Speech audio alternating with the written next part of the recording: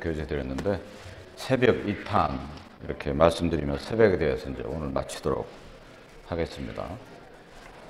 지난 첫 번째 시간에 새벽에 대해서 이제 여러 이제 의미가 있다고 우리가 이제 배웠는데 오늘의 이제 주된 포인트는 뭐냐면 새벽에 도우시는 하나님과 우리의 자세, 이렇게 이제 부제를 그렇게 붙여봤는데, 사실 새벽은 이렇게 우리가 보면 사실 하루를 이제 계획하는 시간이잖아요.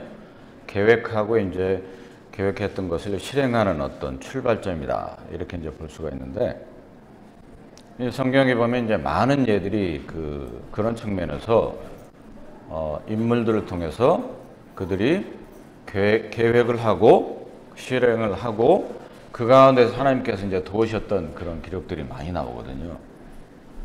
이제 몇 군데만 살펴보고 이제 한 가지 정말로 절체절명의 위기에 처했던 히스기야 왕의 케이스를 좀 구체적으로 이렇게 말씀을 보면서 살펴보도록 하겠습니다. 먼저 이제 첫 번째로 이제 어떤 계획을 하고 실행을 했던 케이스가 보면 아브라함이 이제 이삭을 제물로 바쳤을 때예요. 그때 보면 이제 아침 일찍 일어나 아브라함이 이제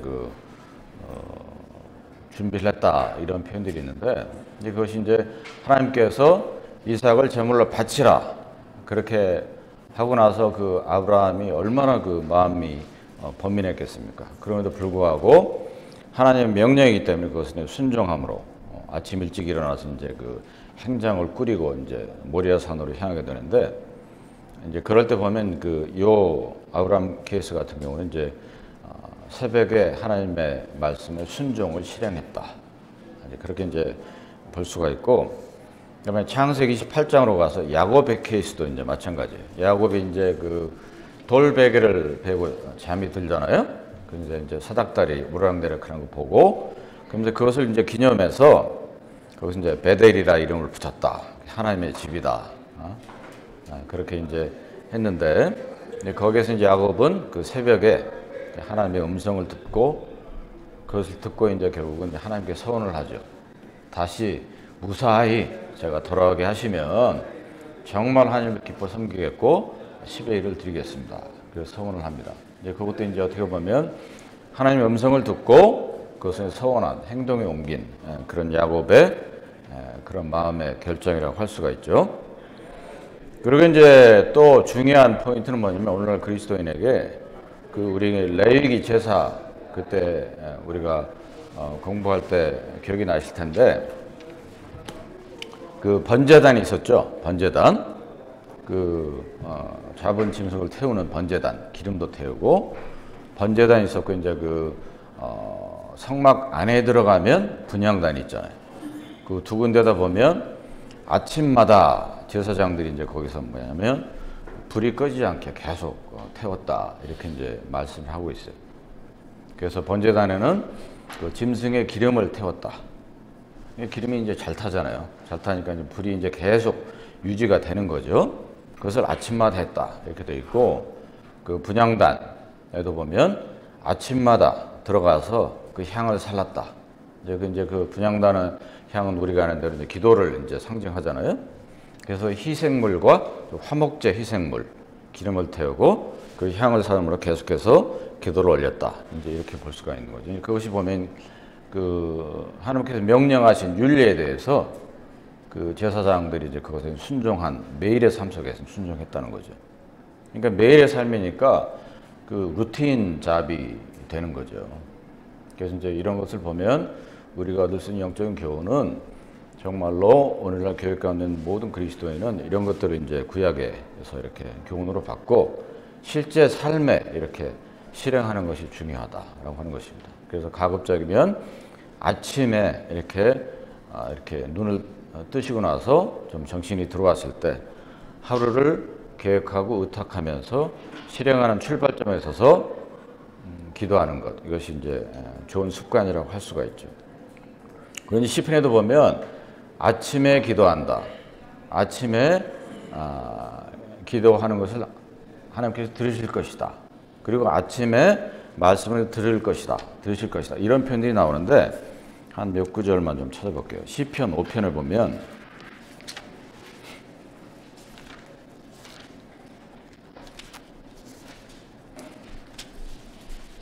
다윗의 시 이렇게 나와 있죠. 시편 5편 3절 보면 이렇게 기록이 되어 있습니다. 여호와여 아침에 주께서 나의 소리를 들으시리니 아침에 내가 주께 기도하고 바라리이다. 그러니까 아침에 다윗은 주께 기도하고 그 하나님의 도우심을 바랬다고 하는 거죠. 그리고 시편 88편으로 넘어가서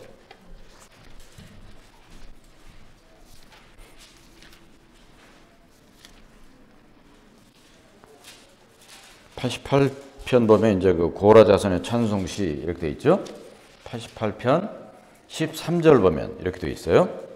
고라 자손도 이런 동일한 고백을 하고 있는 거죠. 13절에 여호와여 오직 주께 내가 부르짖었사오니 아침에 나의 기도가 주의 앞에 달하리다. 이렇게 되어 있죠. 그리고 90편 가서 90편 14절 보시면 14절 아침에 주의 인자로 우리를 만족케 하사 우리 평생에 즐겁고 기쁘게 하소서. 그러니까 아침에 주의 인자하심을 구했다. 이렇게 기록을 하고 있어요. 그리고 마지막으로 시편에서 시편 143편 가서 143편 8절 보면 이게 잘 알려진 구절인데 이것도 이제 다윗의 시예요. 8절 보면 아침에 나로 주의 인자한 말씀을 듣게 하소서. 내가 주를 의뢰함이니이다. 나의 다닐 길을 알게 하소서. 내가 내 영혼을 주께 받듦이니이다. 이렇게 되어 있죠. 이제 그 다윗은 항상 그가 남긴 시편을 보면 아침에 주의 인자한 말씀을 듣기를 원했고, 그리고 나의 길을 그렇게 나오잖아요. 나의 길. 그 시편 138편에서도 다윗이 이제 뭐라 그러냐면 내 마음을 아시며 내 뜻을 아옵소서. 나를 계속해서 테스트하시옵소서. 그래서 무슨 악한 행위가 있나 나를 보시고 나를 영원한 길로 인도하소서. 이렇게 이제 138편 마지막에도 그렇게 기록을 하고 있는데, 그런 측면에서 다윗은 굉장히 뭐랄까 영적으로 깨어 있었던 사람이었다라는 것을 이제 그가 남긴 시편을 통해서 이제 우리가 알 수가 있어요. 그러니까 이런 걸 통해서 저희들이 이제 배워야 되는 거죠. 정말로 하나님을 믿는 하나님의 자녀는 매일의 삶 속에서 하루 시작하는 시점에서 그분께 기도드리고 그분께 의탁을 하고 그리고 그분을 의뢰하고 그분의 도우심을 구하는 것이 마땅한 자세인 것을 확연히 여러 인물들의 삶을 보면 이제 알 수가 있다고 하는 것입니다. 그리고 이제 또 한 인물을 우리가 또 본봐야 되는 건데 여호수아거든요.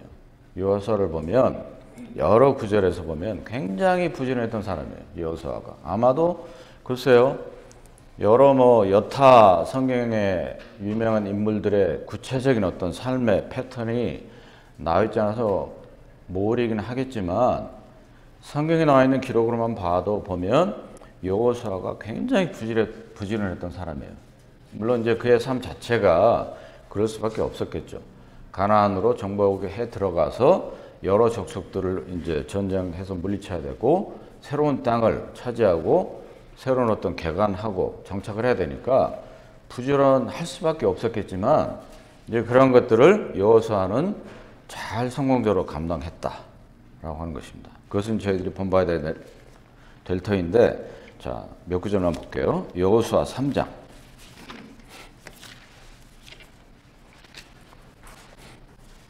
3장 1절 보면 여호수아 이렇게 기록을 하고 있습니다. 3장 1절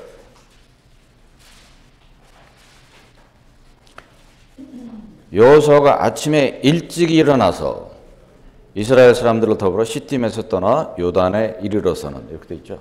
아침에 일찍 일어났다. 그러니까 시딤에서 요단으로 가야 되니까 그 길이 그 당시에는 걸어갈 수밖에 없잖아요. 물론 낙타가 있었겠지만 그렇기 때문에 이 아침에 일찍 일어나서 행동을 할 수밖에 없었죠. 자, 그 다음에 6장 가서 여호수아 6장 12절 보면 이제 그 여호와 궤를 이제 메고 이동하는 그런 광경이 나오는데 6장 12절 보면 여호수아가 아침에 일찍 일어나니라 이러죠. 그러니까 누구보다도 아마 아침에 일찍 일어났을 거예요. 왜냐하면 그 무리들을 이제 앞서 리드해야 되니까. 그러니까 이제 주님께서 일을 맡기시면 그것을 감당하는 어떤 우리의 자세를 한번 되돌아볼 수 있다라고 하는 거고. 자, 한 장 넘기셔서 7장에 보면 7장 16절 보면 또 아침 일찍 일어나서 일을 해요. 7장 16절 보면 이에 여호수아가 아침 일찍 일어나서 이스라엘을 그 지파대로 가까이 나오게 하였더니 이렇게 나오죠. 그러니까 이 여호수아 한 구절만 더 보면 8장 10절 보면 8장 10절 여호수아가 아침에 일찍 일어나서 백성을 점거하고, 그러니까 그 점거했다고 하는 것은 이제 수를 세웠다는 얘기죠. 점거하고 이스라엘 장로들로 더불어 백성 앞에 아이로 올라가매. 그러니까 아이성 얘기 나오는데, 그래서 여호수아의 이 기록들을 보면 굉장히 부지런했던 그런 사람이었어요. 그리고 실행력이 뛰어났다. 추진력이 뛰어났다.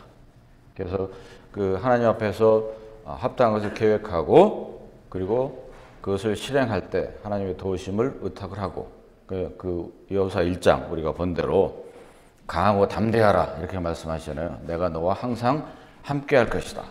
그것을 여호수아는 굳게 믿고 열심으로 행동으로 옮겼던 그런 사람이었습니다. 아침이 일찍 일어나서 부지런함으로. 그러니까 이러한 것들이 이제 우리가 이런 인물들의 삶을 통해서 배워야 되는 거죠. 배워야 되고, 그래서 나의 삶이 어떤가 한번 돌아보는 게 필요한 것이고, 내가 정말로 게으름에 빠져 있지 않나, 나태함에 있지 않나, 이런 것들을 한번 참 저희들이 심각하게 좀 생각해 볼 필요가 있습니다.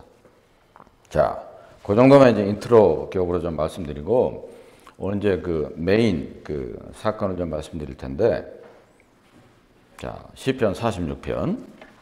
첫 번째 시간에 이제 한번 대충 이렇게 훑어봤던 그런 시편인데, 그 시편 46편의 배경을 좀 자세하게 말씀드릴게요.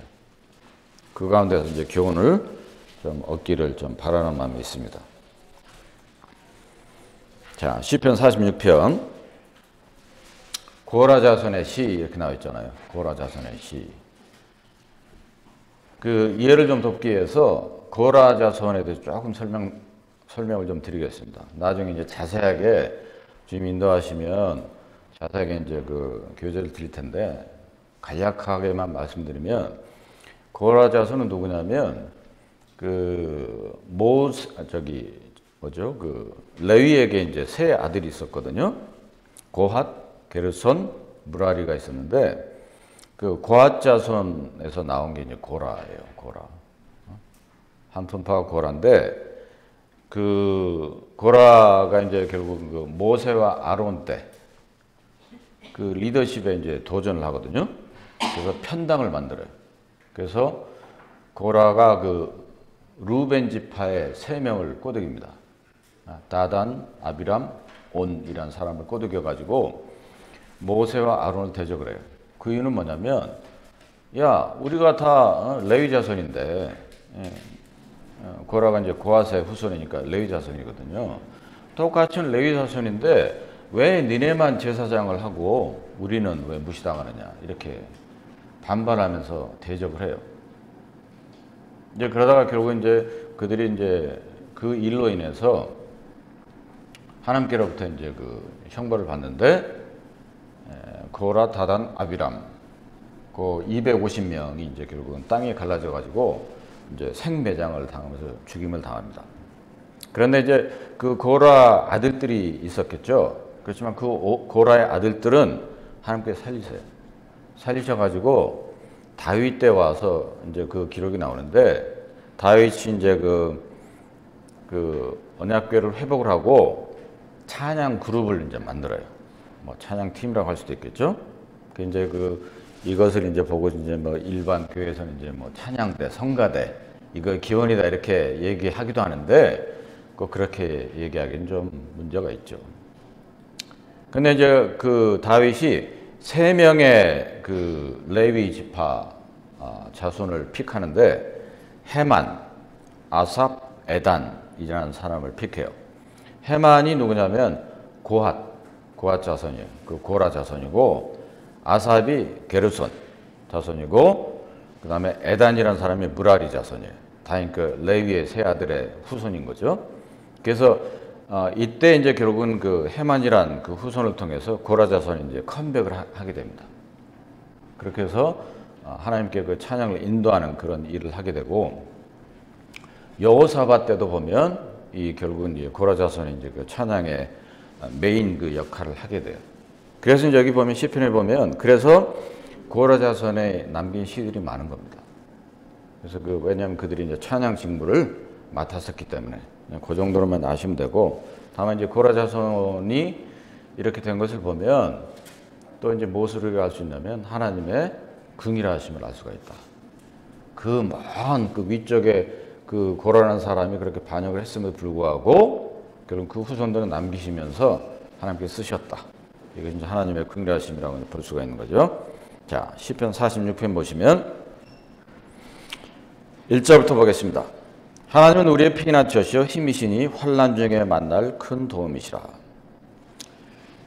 그러므로 땅이 변하든지 산이 흔들려 바닷 가운데 빠지든지 바닷물이 흉용하고 뛰놀든지 그것이 넘침으로 산이 요동할지라도 우리는 두려워 아니하리로다. 한 시내가 있어 난 위에 흘러 하나님의 성 지극히 높으신 자의 장막의 성소를 기쁘게 하도다. 하나님이 그 성중에 거하시며 성이 요동치 아니할 것이라. 새벽에 하나님이 도우시리로다. 이렇게 되어 있죠. 특히 이제 주목해 볼 것은 그 5절 중반에 하나님이 그 성중에 거하심에 성이 요동치 아니할 것이라. 이게 이제 시편 46편의 그 배경이 되는 사건이 있는데, 자, 열왕기 하로 가세요. 열왕기 하 18장입니다.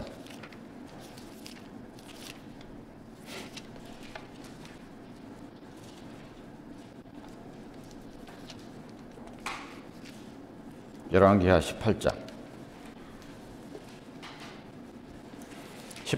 1절 보시면, 열왕기하 18장 1절 보시면 히스기야가 등장을 합니다. 이스라엘 왕 엘라의 아들 호세아 3년에 유다 왕 아하스의 아들 히스기야가 왕이 되니 위에 나아갈 때에 나이 25세라. 예루살렘에서 29년을 치리하니라. 25세 때 왕이 되어서 29년을 치를 해요.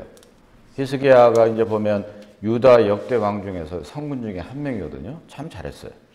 참 잘했던 왕이었어요. 그래서 보면 7절에 보면 이렇게 되어 있죠. 여호와께서 저와 함께 하시며 저가 어디로 가든지 형통하였더라. 이렇게 되어 있죠. 왜냐하면 그것은 히스기야가 그 3절에 보면 조상 다윗의 모든 행위와 같이 여호와 보시기에 정직히 행하여. 제가 그때 옛날에 이전에 그 교재 드렸던 말씀이 있어요. 다윗의 처음 길로 갔던 왕들 중에 그때 제 기억이 5명인가 밖에 안 되는데 그들 중에 한 명이 히스기야였거든요. 그래서 그가 한 것이 뭐냐면 4절에 여러 산당을 제하며 주상을 깨트리며 아세라 목상을 찍으며 모세가 만들었던 놋뱀을 이스라엘 자손이 이때까지 향하여 분향함으로 그것을 부수고. 이렇게 돼 있죠. 그 모세가 만들었던 놋뱀 우리가 다 알잖아요. 놋뱀을 쳐다본 즉 살았더라. 불뱀에 물렸는데 그런 기록이 있는데, 그렇기 때문에 그 놋뱀을 우상화했다고 하는 거죠. 그것조차도. 그것도 우상이다. 그래서 이제 그것을 깨트렸는데, 그래서 이제 그런 일들을 했기 때문에 어여삐 보신 거죠. 어여삐 보셔서 참 히스기야를 사랑하셨죠. 자, 오늘 이제 본격적으로 볼 구절은 13절부터예요. 18장 13절부터 보면 이게 이 스토리가 굉장히 길거든요. 그러니까 중간중간만 이렇게 구절만 이렇게 찾아보면서 설명을 드리겠습니다. 13절 히스기야 왕 14년에 아수르 왕 산헤립이 올라와서 유다 모든 견고한 성읍들을 쳐서 취하매. 이렇게 돼 있죠. 그러니까 이제 산헤립이 그 당시 아수르 군대는 굉장히 강했습니다. 그 사내립이 쳐들어와서 항복해라. 그러니까 결국은 그 은금을 14절 그 맨 마지막에 보면 은 300달란트, 금 30달란트를 정하여 유다 왕 히스기야로 내게 한지라. 그 내놔라 이런 얘기죠. 그러니까 이제 결국은 히스기야 한 게 뭐냐면 15절에 히스기야가 이에 여호와의 전과 왕궁 곳간에 있는 은을 다 주었고 또 그때 유다 왕 히스기야가 여호와의 전 문의 금과 자기가 모든 기둥에 입힌 금을 벗겨 그 아수르 왕이 줬다. 오죽하면은 그 기둥에 그 금으로 이렇게 도색했던 것을 벗겨서 이제 줬겠습니까? 그만큼 이제 아수르의 그 군대가 엄청나게 그 강력했기 때문에 그것을 피하려고 했던 거죠. 이제 그럼에도 불구하고 그 아수르 왕이 대군을 건드리고 들어와요.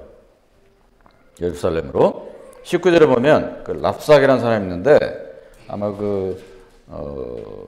사내립을 보좌하는 어떤 장군이었겠죠. 랍사게가 19절부터 쭉 보시면 온갖 희롱을 다 합니다. 히스기야 왕을 비롯해서 그 유다 백성들을 희롱을 해요. 희롱을 하고 그리고 이간질을 합니다. 너희 왕을 절대 믿지 마라. 너희 왕이 믿는 하나님께 기도해서 이 지경에서 모면한다고? 그거 거짓말이야. 절대 믿지 마. 이렇게 이제 현혹을 하면서 이간질을 시키는 거죠.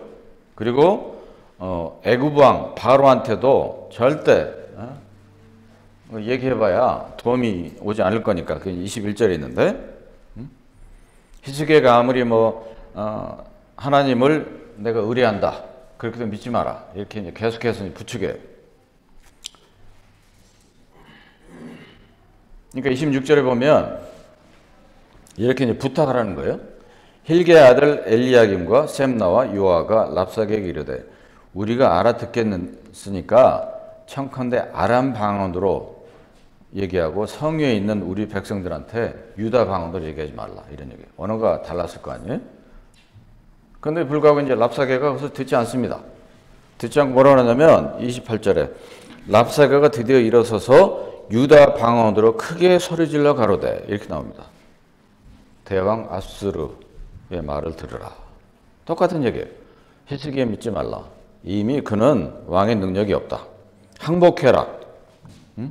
31절에 나오죠. 너희는 히스기야의 말을 듣지 말라. 아수르 왕의 말씀이 너희는 내게 항복하고 내게로 나오라. 그리하고 너희는 각각 그 포도와 무화과를 먹고 또한 각각 자기의 우물의 물을 마시라.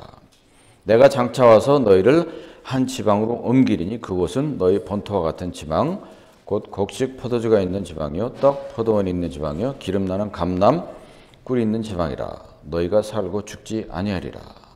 히스기야가 너희를 멸려하여 이르기를 여호와께서 우리를 건지시려 하여도 듣지 말라. 이렇게 이제 계속 부추기는 거예요. 유다 백성들을. 물론 이제 결국은 이제 아수르로 이제 잡혀가긴 하지만 나중에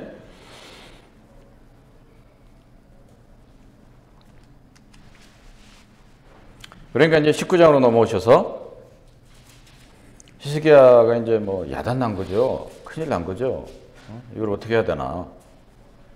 19장 1절에 보면 히스기야 왕이 듣고 그것을 찢고 굵은 배를 입고 여호와의 전에 들어가서 국내 대신 엘리야김, 서기관 셈나, 제사장 중 장로들에게 굵은 배를 입혀서 아모스 아들 선지자 이사야에게로 보내매. 이제 이사야를 통해서 하나님께서 어떻게 하라고 말씀하시는 것을 듣길 원했던 거예요. 그러니까 이제 완전히 히스기야하고 대신들이 낮아진 상태로 굵은 배를 입었잖아요. 참회했던 거죠. 그러면서 간절함으로 여호와 하나님의 도우심을 이제 구했던 거죠.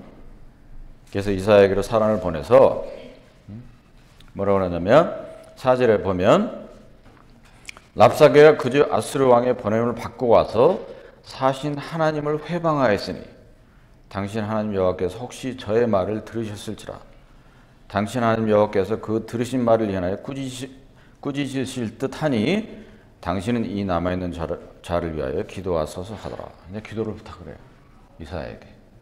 기도 부탁을 하고 하나님의 도우심을 구하고 어떻게 될지를 우리에게 얘기해 달라 이렇게 이사야에게 부탁을 한 거죠.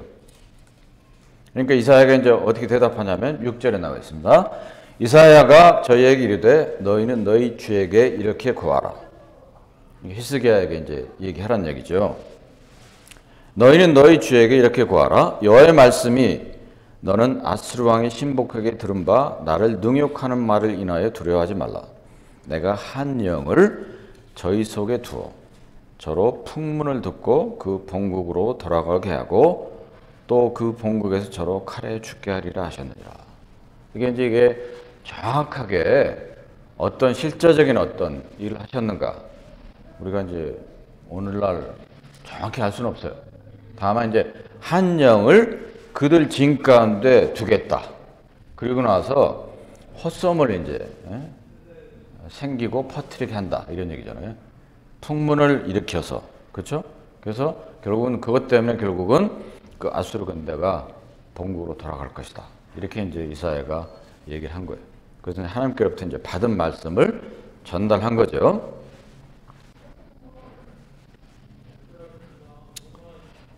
그래서 이제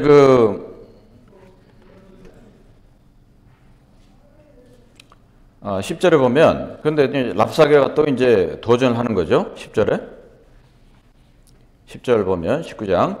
너희는 유다 왕 히스기야에게 이같이 말하여 이르기를 너희 의뢰하는 내 하나님이 예루살렘을 아수르 왕의 손에 붙이지 않겠다 하는 말에 속지 말라. 또 계속해서 이제 그 방해를 하는 거예요. 그러니까 이제 14절에 히스기야가 더 이제 그 심령이 다급해졌겠죠. 힘들었겠죠. 어떻게 해야 되느냐. 그러니까 이제 그 히스기야가 14절에 이제 행동을 취하는데 어떤 행동을 하냐면 14절 보겠습니다. 히스기야가 사제의 손에서 편지를 받아보고 여호와의 전에 올라가서 그 편지를 여호와 앞에 펴놓고 그 앞에서 기도하여 가로되 이렇게 나오죠. 그래서 여호와의 전에 올라가서 간절함으로 자신을 낮추고 이제 기도하면서 여호와 하나님의 도우심을 구했던 거예요. 16절 읽어보겠습니다. 여호와여 귀를 기울여 들으소서. 여호와여 눈을 떠서 보시옵소서. 산헤립이 사신 하나님을 회방으로 보낸 말을 들으시옵소서. 18절 또 그 신들을 불에 던졌사오니 이는 저희가 신이 아니요 사람의 손으로 지은 것 곧 나무와 돌뿐이므로 멸하였나이다. 우리 하나님 여호와여 원컨대 이제 우리를 그 손에서 구원하옵소서. 그리하시면 천하만국이 주 여호와는 홀로 하나님이신 줄 알리이다. 이렇게 이제 간절함으로 기도하면서 도움을 구하는 거지.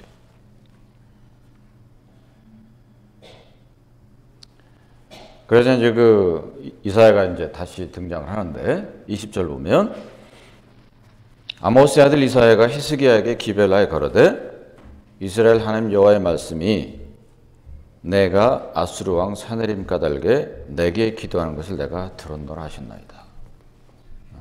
하나님께서 히스기야의 간절한 기도를 들으셨다는 거예요. 여호와께서 아수르 왕에게 대하여 이같이 말씀하시기를 처녀딸 시온이 너를 멸시하며 너를 비웃었으며 딸 예루살렘 너를 향하여 머리를 흔들었느니라. 내가 누구를 꾸짖었으며 회방하였느냐. 누구를 향하여 소리를 높였으며 눈을 높이 떴느냐. 이스라엘의 거룩한 자에게 그리하였도다. 즉 아수르 왕 사네립 비롯해서 그 랍사게 그 일당들이 결국 뭐냐. 이스라엘의 거룩한 자를 회방하고 무시했다는 거죠. 그래서 이제 하나님께서 아시고 너의 기도를 들어서 내가 너를 건짐을 하겠다. 이렇게 이제 말씀하고 계시는 것입니다. 그러면서 28절 보면 그 아수르 왕 사네립에 대한 그 저주가 나오는데 28절입니다. 내가 내게 향한 분노와 내 교만한 말이 내 귀에 들렸도다. 그러므로 내가 갈고리로 내 코에 꿰고 자갈을 내 입에 먹여 너를 오던 길로 끌어 돌이키리라 하셨나이다. 이렇게 되거든요.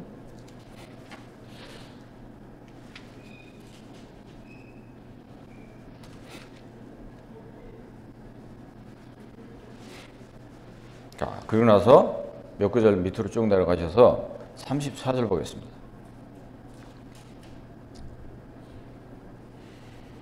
내가 나와 나의 종 다윗을 위하여 이 성을 보호하여 구원하리라 하셨나이다 하였더라.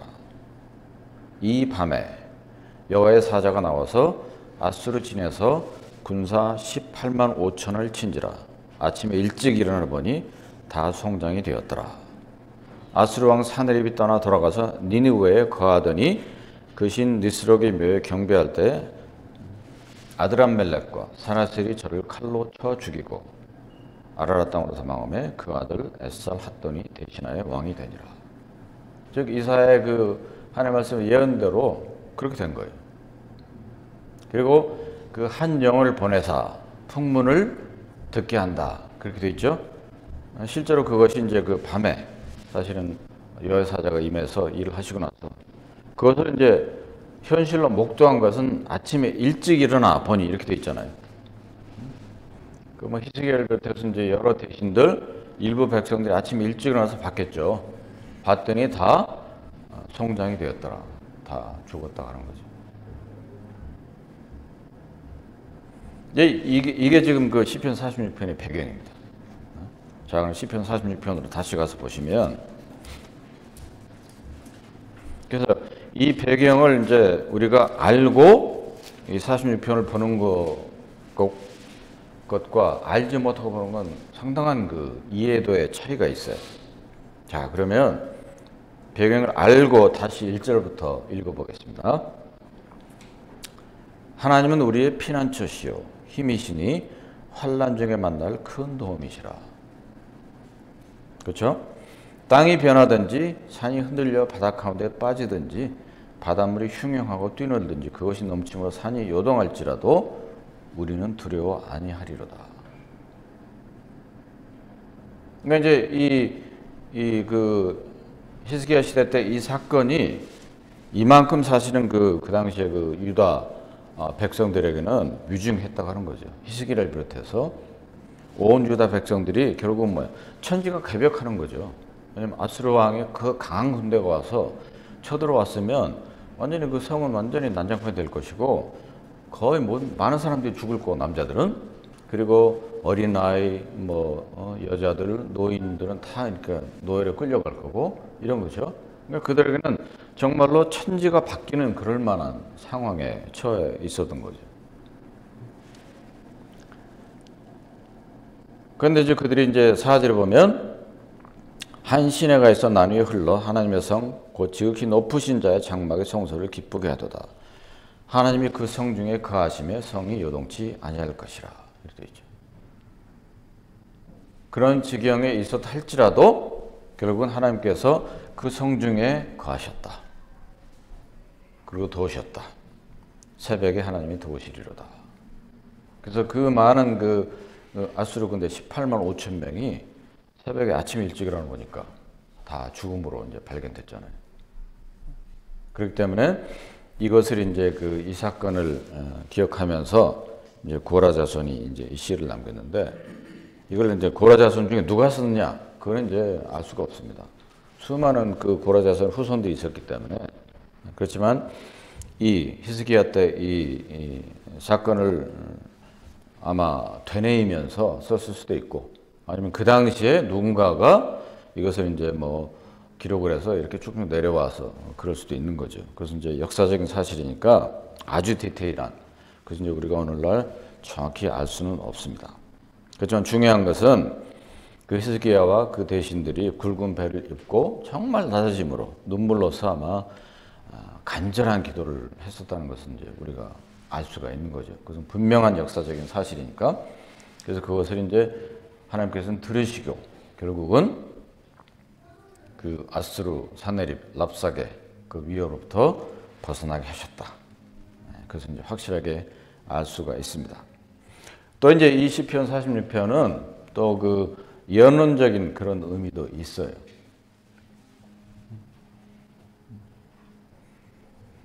그래서 보면 그 7절에 보시면 만군의 여호와께서 우리와 함께 하시니 야곱의 하나님은 우리의 피난처시로다. 그래서 야곱의 하나님 이렇게 돼 있잖아요. 그래서 이제 7년 대환란을 통과하게 되는 그 이스라엘의 그 남겨진 자들. 이제 그렇게도 이제 우리가 이 구절을 이제 해석할 수가 있습니다. 그리고 이제 그 8절 읽어보면 와서 여호와 행적을 볼지어다 땅을 황무케 하셨도다. 저가 땅 끝까지 전쟁을 쉬게 하시며 활을 꺾고 창을 끊으며 수레를 불사르시는도다. 이제 여기 뭐 히스기야 때도 이제 적용이 되지만 그 이제 만왕의 왕으로 오실 평강의 왕으로 오실 우리 주 예수 그리스도를 여기서 미리 이렇게 보여주기도 하는 그런 예언적인 그 요소도 시편 46편은 담고 있습니다. 이제 오늘 그 새벽